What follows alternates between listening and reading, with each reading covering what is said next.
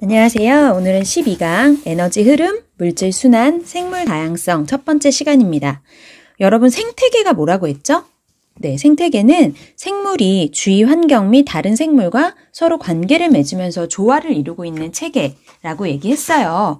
그 생태계에서는 에너지와 물질이 있는데요. 에너지는 흐르고 한 방향으로 흐르고 물질은 순환합니다. 다시 다른 형태로 돌아올 수 있죠. 그렇게 해서 생태계가 유지가 되고 있어요. 생물은 유전적으로나 생태계나 이렇게 다양한 구조를 이루고 있죠. 그것에 대해서 오늘 보도록 하겠습니다. 1번 물질의 생산과 소비. 생태계는 에너지가 흘러가고 물질은 순환하면서 생물과 비생물적 요인이 서로 연결된 역동적인 시스템입니다. 그런데 물질의 생산과 소비가 균형을 이루고 있어요. 그래서 오늘 몇 가지 개념을 좀 살펴볼 텐데요. 이걸 꼭 알아두시기 바랍니다. 먼저 총생산량이라는 개념이 있어요. 총생산량. 총생산량은 뭐냐? 총생산량, 호흡량, 순생산량 이런 개념들이 있는데요. 총생산량은 뭔가를 생산할 수 있는 역할은 생산자가 하잖아요. 생산자가 일정 기간 동안 광합성을 통해서 합성한 유기물의 총량입니다. 네, 다시요.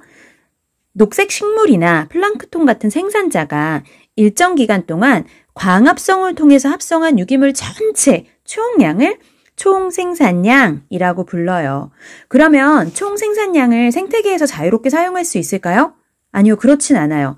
생산자가 총생산량만큼 광합성을 했지만 자기 자신의 생명 유지를 위해서 그걸 사용해야 되는 부분이 있잖아요. 그것을 호흡량이라고 부릅니다. 생산자가 자신의 생활에 필요한 에너지를 얻기 위해서 세포호흡에 소비한 유기물의 양을 호흡량이라고 부릅니다. 여러분 여기서 주의해야 할 것이 호흡이라는 말이 그냥 이렇게 숨 쉬는 호흡이라고만 생각하시면 안 됩니다. 에너지를 얻는 작용을 호흡, 세포호흡이라고 보시면 됩니다.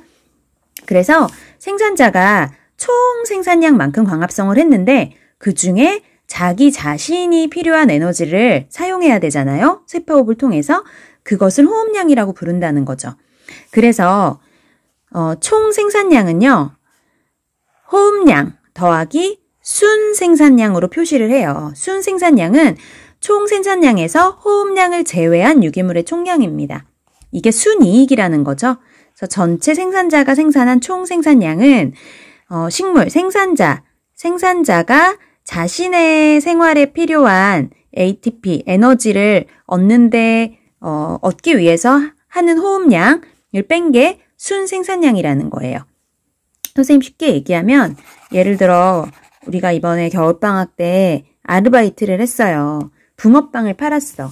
그런데 일주일 동안 열심히 아르바이트를 했더니 붕어빵 매출이 100만 원이었어요. 총 매출이 100만 원이었어. 그러면 100만 원이 우리의 순이익인가요? 아니에요. 그런데 재료비가 30만 원이 들었어요. 재료 사는데 30만 원, 밀가루도 사고 팥도 사고 이러느라고 30만 원이 들었어요. 그러면은 실제로는 70만 원이 남은 거죠. 이게 순이익이라는 거죠. 순이익이라는 거예요. 그러니까 이거랑 비교해보자면 총 매출인 100만 원이 총 생산량인데 식물이 사용하는 호흡량을 뺀 게 순생산량, 순이익이라는 뜻입니다. 네, 그 다음에 생장량의 개념이 있어요. 생장량. 그러면 식물은 아까 순생산량이 호흡량 뺀 거라고 그랬잖아요. 자기가 꼭 살아야 되는 생활에 필요한 에너지를 뺀 게 순생산량이라고 했는데 그러면 식물은 순생산량만큼 생장에 사용할 수 있을까요? 순생산량을? 꼭 그렇지는 않다는 거예요. 생장량이라는 개념이 따로 있습니다. 생장량이라는 개념이 따로 있다는 이유는 순생산량과 생장량이 똑같지 않다는 얘기겠죠. 생장량은요. 식물 생장에 이용된 유기물의 총량이에요. 왜냐하면 순생산량 중에서 초식동물한테 먹히는 피식량이 있고요. 뜯어 먹히는 피식량이 있고요. 말라 죽거나 낙엽으로 떨어지는 거는 생장에 이용되는 게 아니잖아요. 그거 빼고 남은 걸로 생장을 할 수 있다는 거죠. 네, 순생산량 중에서 잡아 먹히는 거 빼고 그 다음에 낙엽 떨어지고 말라서 떨어지는 거 뺀 나머지가 생장량이라는 거예요. 네, 그런데 이 피식량 있잖아요. 초식동물의 피식량은요. 식물 입장에서는 피식량이지만 이 초식동물 입장에선 내가 먹은 양이죠. 그래서 그것을 섭식량이라고도 얘기합니다. 식물의 피식량은 초식동물의 섭식량과 같은 의미예요. 네, 초식동물은 섭식량이라고 얘기를 하는 거죠. 식물이 뜯어 먹히는 게 피식량, 동물은 먹은 게 섭식량. 그러니까 피식량과 섭식량은 같다. 이렇게 보시면 돼요. 그런데 초식동물의 입장에서 내가 먹었다고 해서 그 전체가 완전히 내게 되는 건 아니에요. 왜냐면 먹은 것 중에서 내 몸에 흡수되지 못하고 배출되는 게 있잖아요. 그래서 실제로 초식동물의 동화량은요. 내가 먹은 거 섭식량 중에서 내 몸에 흡수되지 않고 배출된 양을 뺀 것을 동화량이라고 한다는 거죠. 동화라는 거는 외부에서 섭취한 에너지원을 내 자체의 고유한 성분으로 변화시키는 일을 동화라고 얘기해요. 그러니까 식물도 뭐 탄소 동화 이렇게 얘기할 때 외부에 있는 빛 에너지를 내가 유기물로 합성한 그 동화량을 얘기하는 거고 초식동물의 입장에서는 내가 외부에서 섭취한 것 중에서 내 몸에 진짜 흡수된 걸 얘기해야 되니까 배출량을 빼야 되는 거겠죠. 여기에 이 그래프로 이렇게 정리가 잘 되어 있는데요. 이걸로 한번 총정리를 해봅시다. 네, 일단 생태계에서 총 생산량은 뭐였어요? 총 생산량은 생산자가요. 그냥 식물이라고 할게요. 식물이 일정 시기 동안에 광합성을 한 유기물의 총량 전체를 총 생산량이라고 불러요. 그 중에 순 생산량은 뭐예요? 식물이 자기 자신의 생활, 자기의 생활을 유지하기 위해서, 자기의 생명을 유지하기 위해서 활용한 에너지량, 그 에너지를 만들기 위해서 호흡한 거잖아요. 그 호흡량을 뺀 게 순생산량이라고 할 수 있습니다. 그러면 식물은 이 순생산량만큼 생장할 수 있느냐? 그렇지 않다고 그랬어요. 순생산량 중에서 말라서 떨어지거나 한 거 빼고 초식동물에게 먹힌 피식량, 뜯어 먹힌 거 뺀 만큼 생장할 수 있다고 했죠. 식물의 피식량은, 잡아먹힌 피식량은 초식동물의 섭식량과 똑같습니다. 그래서 식물의 피식량, 요만큼이 결국 1차 소비자, 초식동물의 섭식량과 같은 양이라고 했어요. 그러면 초식동물의 섭식량 중에서 초식동물의 동화량은 초식동물 몸에 정말 자기가 흡수해서 자체 성분으로 남은 것은 배출량을 빼줘야 된다고 했습니다. 배출량을 뺀 것, 그래서 그게 섭식량 중에 초식동물의 동화량이라고 얘기할 수가 있어요.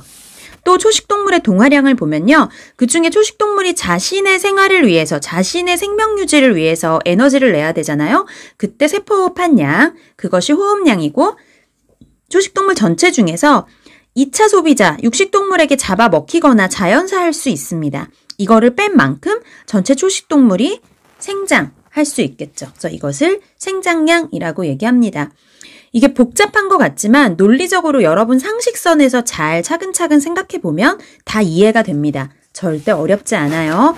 요 개념들, 용어들 헷갈리지 않도록 총생산량, 볼게요. 총생산량, 순생산량, 생장량, 요거 차이점 알아두시고 피식량이 곧 섭식량이다 알아두시고 배출량을 뺀 게 동화량이다. 그 중에 호흡한 거, 피식 자연사 뺀 게 생장량이다. 이렇게 알아두시면 되겠습니다.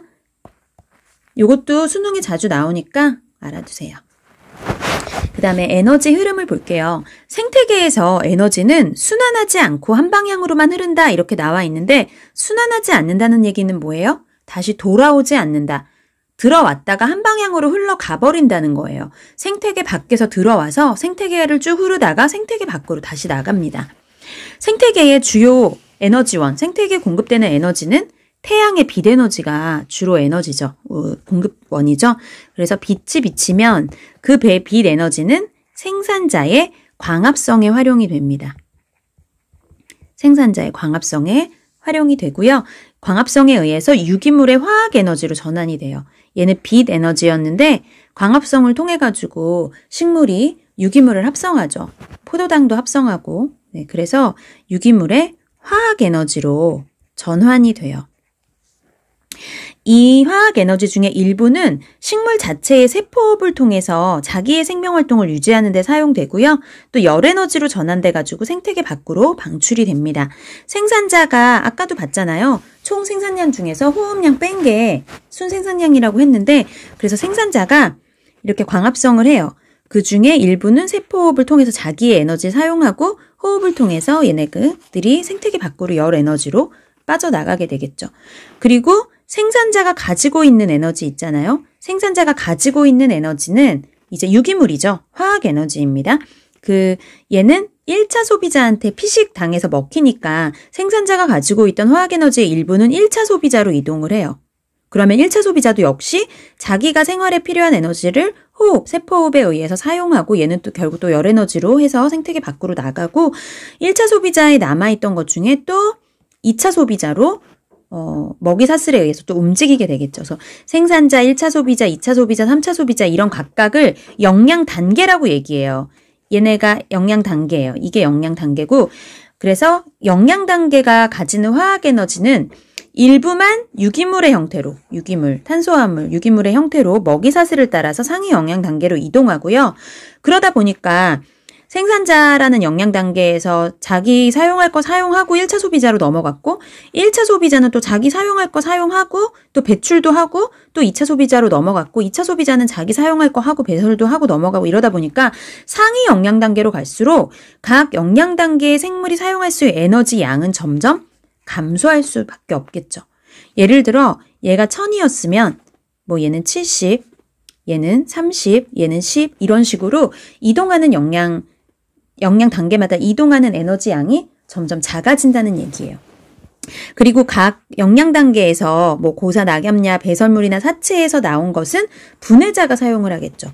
분해자가 그것을 분해해가지고 자기가 사용하고 세포호흡을 하는데 사용하고 그래서 이제 역시 이것도 열 에너지로 전환돼서 생태계 밖으로 방출이 될 거예요. 네, 분해자의 세포호흡으로 사용이 된다. 그래서 생태계 내에서 에너지는요, 순환하지 않고 한 방향으로만 흘러갑니다.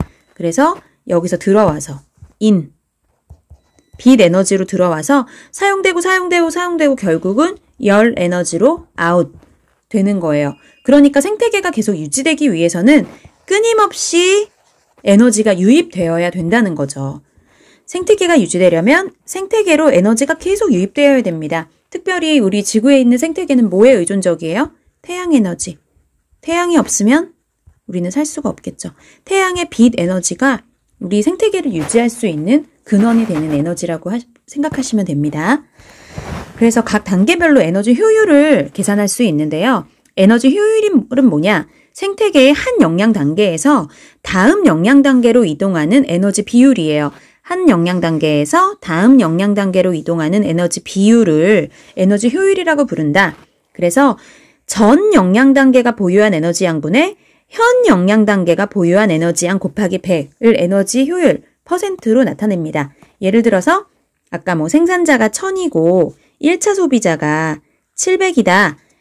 그리고 2차 소비자가 300이다. 이렇게 했으면 1차 소비자의 에너지 효율은 어떻게 구한다고요? 전 영양 단계분의 현 영양 단계 곱하기 100이니까 1000분의 700 곱하기 100. 2차 소비자의 에너지 효율은 700분의 300 곱하기 100 이렇게 구할 수 있다는 거죠. 그런데 이 에너지 효율을 계산해 보면요. 100%는 아니지만 대체로 어떤 성향을 보이냐면 상위 영양 단계로 갈수록 증가하는 경향을 보여요. 대체로 100%는 아니라고 했어요. 이는 생태계에 따라 다르게 나타난다 이렇게 나와 있죠. 잠깐 헷갈리지 말 것은 아까 에너지 양은 어떻다고 그랬죠? 에너지 양은 상위 영양 단계로 갈수록 각 영양 단계의 생물이 사용할 수 있는 에너지 양은 감소한다고 했어요. 에너지의 양은 감소하는데 1000, 700, 350 이런 식으로 계속 감소해요. 절대적인 수치인 에너지 양은 감소하지만 에너지 효율은 증가할 수 있다는 거죠. 네, 에너지 효율은 증가할 수 있다. 대체로 그렇다. 100%는 아니고요. 네, 이렇게 알아두세요. 그래서 오늘 뭘 배웠냐면요. 물질의 생산과 소비 개념에 대해서 배웠고요. 요 개념 알아두시라고 했고요. 에너지는 순환하지 않고 흐른다. 요 개념 배웠습니다. 수고하셨고요. 다음 시간에는 물질의 순환에 대해서 알아볼게요. 감사합니다.